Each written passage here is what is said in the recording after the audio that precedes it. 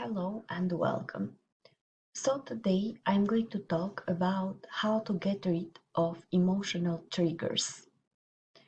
So first of all, triggers are what is a trigger? A trigger is an emotion which is stuck in your body.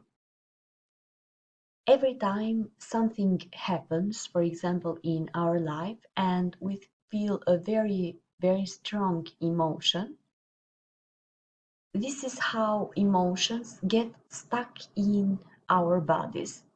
For example, if something happened when you were young, it doesn't have to be a big thing.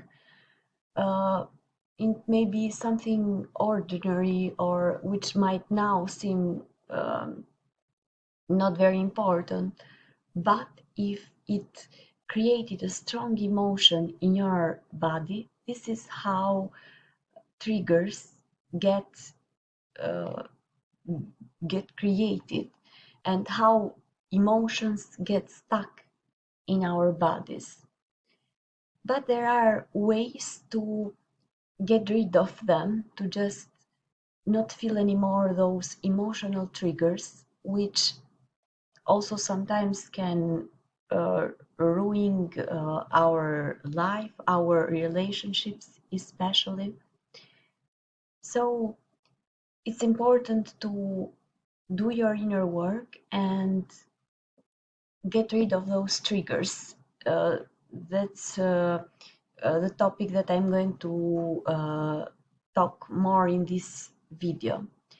So when something happens and creates a strong emotion in you, whatever you are in a similar situation or something is similar or maybe even a similar person or even physically sometimes can get you triggered. And for example, you don't know why you hate that person or why they create that strong negative emotion. And a lot of times it might not have to do with them, but the trigger, that emotion that is stuck in you. And sometimes, of course, we can also be can also trigger other people because of what happened to them and the strong emotions that they felt in the past in similar situations. So this is what a trigger is. I mostly have personally have anger triggers, things that trigger my anger, but a lot of people have a lot of depression, anxiety triggers, and a lot of emotions, negative emotions that they create. So in the past, like I think a lot of people, I used to be totally unaware of this, totally unaware. If something happened to me, of course, maybe in my childhood and even later, um, after I would get pissed off and maybe just sad or whatever the negative emotion. But after the thing had passed, I thought that uh, it didn't leave any trace on me. I just was just fine and everything had to go on. And I didn't pay attention to this thing. I even thought that I was a strong person, but I was numb. And sometimes there comes a time and a situation there where the trigger is so strong that it can't be ignored anymore and can even cause really damage to our life and our relationships. Sometimes with certain people, especially, I used to um, spend maybe a lot of time that was not reasonable just thinking about the situation and what how I hated this person and just reviewing in my mind the situation, not knowing that um, this was a trigger. And in fact, if something, this is very, very, very important, if something triggers you, if, for example, a person triggers you or something they say triggers you, it means that that's something unresolved within you. It is a trigger, a thing that you have to resolve within you. It's the stuck emotion in your body. And especially, they are just expressing their opinion and how they see the world. It doesn't have to trigger you, but it does. And different people have different triggers. Like, for example, some people might get triggered, for example, if you call them poor or if you call them ugly, or I don't know. Some people have other triggers that we can't even imagine how the connections were made in their minds, especially if they are childhood connections, because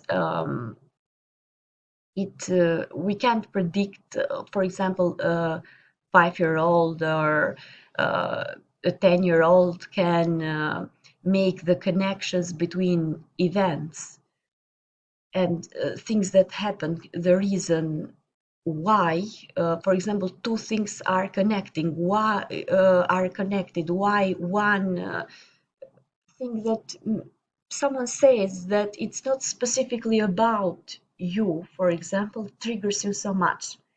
For example, my triggers were, I have said this in another video too, were mostly related to, for example, things against women. For example, a comment or something that I might have heard, or something that someone would say. For example, I would feel immediately triggered, and I didn't know why. Why? But if it was even remotely gender related, or a joke, or something related, for example, against women, that I would consider it that way, just would trigger me immediately, and I would start hating that person. Of course, most of the time, a man who would say that, and so totally disliking them. So it was just something that would trigger me. But everyone has this. For example, some people might get triggered about something else. For example, whatever you can even insinuate about that thing, all the memories come to them, or all what happened to them comes to mind, and or even they don't know why, but they get triggered. Uh, for example, even things that would trigger other people would not trigger me, because it simply meant nothing to me that another person was expressing their thoughts about another topic. But my triggers was different than other people's. So this is how triggers are formed, and they are not the same for all. But how to get rid of these triggers? There are some ways that I practice, for example, to get rid of triggers that I feel. But before I go on with that, I want to say that this is really, really important, because even because people that can trigger us, they can control us. For example, a triggered person is like a crazy person, and people can take advantage of that. if you just get angry or for a thing that to other people is nothing. So just they sometimes learn about that, and just by saying something um, can make you go out of control and get you triggered, even get you sad and ruin your day, the rest of your day. So that's why it's important to get rid of our triggers. So how I even did some research on this, and also I apply these methods. So how to get rid of triggers? First method, or you can even do them combined, is that when you get triggered and you start to feel that negative emotion, sit down with the trigger and watch it. Just give it attention. Say to yourself that it's okay to feel that trigger. So we triggers, as I said before, are just emotions stuck in our bodies. But the moment that we feel that emotion, that trigger, first we need to determine where where in our bodies we're feeling that. So where you are feeling that trigger in your body. It could be in your belly, in your chest area, shoulders,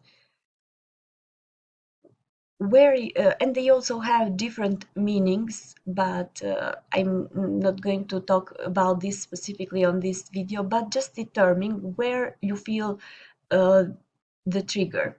I mostly feel my triggers in my belly, in my stomach area, and also sometimes when it has happened to me when I get really triggered, I cannot eat for the whole day because it's in my stomach area.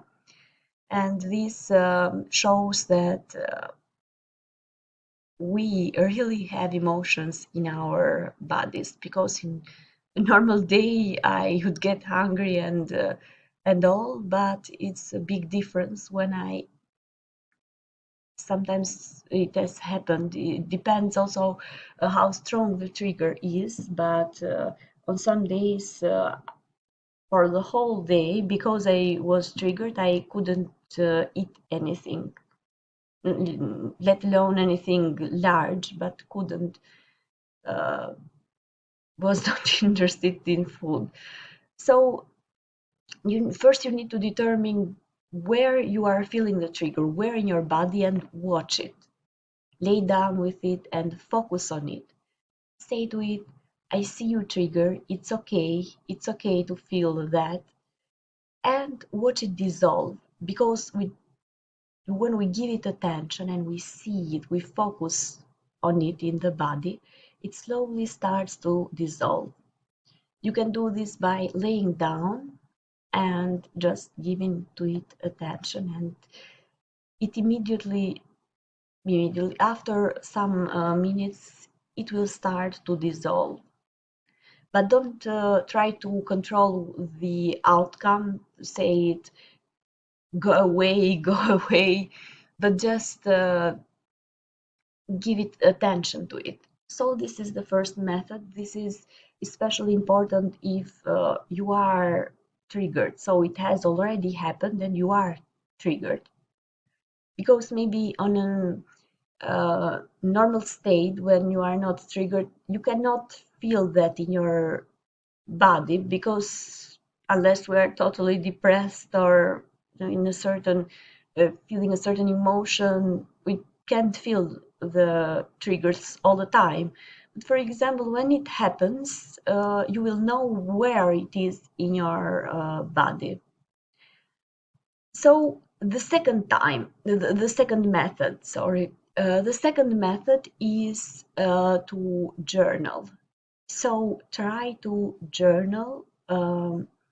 Why does this trigger me? Write on the top of the page, why does the thing triggers me, or why does it trigger me when this person says this thing, and set your timer in your phone, for example, for 20, I do it 12 minutes, and just write, answer this question. Try to do this without lifting the pen from your paper for 20 minutes straight, even if nothing comes to your mind and you have to write, I don't know what to write, things like that, just crazy things that come to your mind. Trying to answer that question, why? I say for 12 minutes straight because it could be one sentence, you could say it could be just one sentence, but we often try to give a logical reason about why something triggers us. And even we don't know, we don't really uh, know it logically, because sometimes it doesn't make sense and it's not something logical. But writing a lot of reasons, one after the other, a lot, for a couple of, for example, I do it 12 minutes straight. In the end, after this period, after writing, for example, a whole page, the real reason comes up, and the last sentence, usually when my um, alarm clock goes off, it's the real reason, the subconscious reason, and not the logical ones that I wrote at the top of the page. So this is another technique to know the real reason, and knowing the real reason will help you resolve it sometimes, because it can make us see why, and it sometimes may be related to something in the past or even something in childhood. For example, your parents, for example, would all the time say something similar. That's why that thing triggers you when you hear other people, or I don't know, an event or something that might come up. But knowing it will help a lot, because you will start thinking, um, what is this? Do all people get triggered by this? No, no, not really. Not all have that the same emotion stuck in their bodies. Not all had, for example, the same situation in the past. So it's just that the thing is not real. And even if you felt that way in the past, or um, for the rest of your life after that until now, you don't have to uh, feel anymore that way, because it was a thing that happened to your 10 years old self, let's say, and it's not related now. So let go of it. And this helps. This helps a lot to get rid of the trigger. Uh, this was the second method, and the third method that I use to get rid of triggers. This is um, sometimes I consider it more advanced and just seems a little bit unrealistic, but is to change the past. Change the past with the revision technique. So don't get shocked. What I mean by this is that we don't really remember what really happened to us sometimes. We don't know why we are triggered, or we don't really remember our past, every detail of it, but we remember the emotions. So the emotions are in your body. That maybe a certain situation has caused that emotion, and you don't know the situation, you don't really remember why. That original trigger, that thing that happened, that made that emotion stuck in your body, but you know that it is there. So that is the memory of the body. So we need to change that. And just remember that, for example, when you remember the past, the details of it, or maybe something that happened in the past, we don't remember everything. We don't remember with clarity all the details, but every time we remember it, we remember uh, the last time that we remembered it. So it might even get changed over the years, so the factual information. But the trigger and the emotion is the same. So that is the real memory that caused the trigger, not what really happened in details. So we need to focus on the emotion, not the real situation that happened. So there is a really good technique for, let's say, even changing the past, which is called the revision technique. You can even find meditation of this, and they are really helpful on YouTube. Uh, Meditation about the revision technique and changing your past. Just click on, type on, search on YouTube, change your past meditation, and a lot of good ones will appear. So you can do this by thinking about the event. In the case, then you know that you have an idea, for example, of the event that created the trauma or that emotion, big emotion in you. It might be something that just happened or that happened lately, or it could be something that was really past from years ago, but you have an idea of what it is. So think about the event. You can do this on your journal, or you can do this meditating. For example, on your journal, write what happened. Just in, you don't have to go into a lot of detail. Just write what happened, describe it. Then write how you would have wanted it to go. And this can help to change your past. And if you repeat this, or if you do this as a meditation, there are really good meditation videos that you can listen while laying down and meditating, especially before going to sleep. Um, it's really important, the time, because this is even, I also wanted to talk about this on this video, that when we go to sleep, we go into a meditation state. That phase before we fall asleep, and even when we wake up, the state of between sleep and awake is really, really powerful for meditation. And that's the time that I do meditation. I also do some manifestation meditation during the day, but in the morning,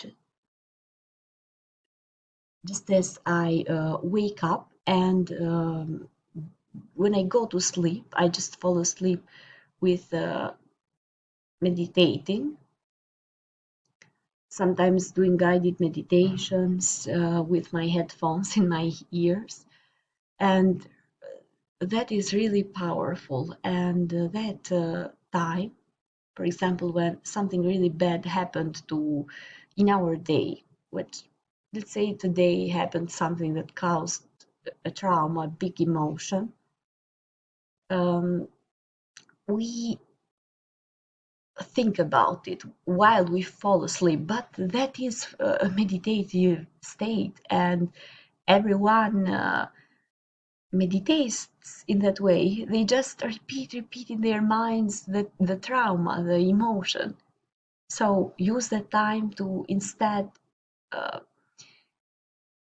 say or think about and do maybe even this guided meditation on the revision technique to change your past, and think about how you would have wanted it to go. The event or the situation that caused you that emotional trauma. So you can do this journaling or you can do this meditating. And with journaling, you simply write how it went, and then write how you would have wanted it to be. With meditation, you can do this thinking about it, or with a guided meditation that will help you even fall in that meditative state, and then specifically do this revision technique, which I think is more advanced, and but also it's more powerful to even change our perception of the past, of our subconscious mind. Another thing that I want to say about this, another maybe technique, or you can call it, how you can call it, is to get rid of your triggers, is to also add to this the last revision technique.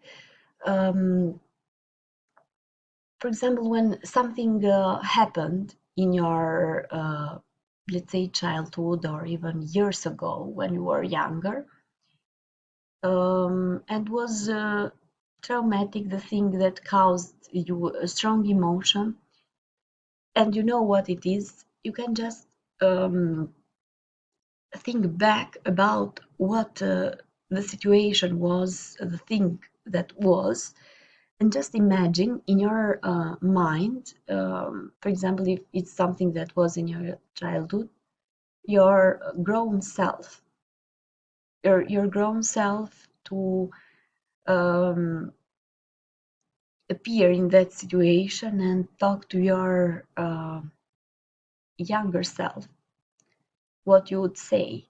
So maybe things like, it's not your fault, this is not, explain what happened, and do this in a meditative state with your best self. This can be also helpful to get rid of that trigger. So that's all for this video. Um, so I want to also say another time that this is really, really important, and in the past I wouldn't also give importance to this, just let life flow and focus on other things. Even when something happened to me during the days, or just try to not think about it. That was my technique. Just go on.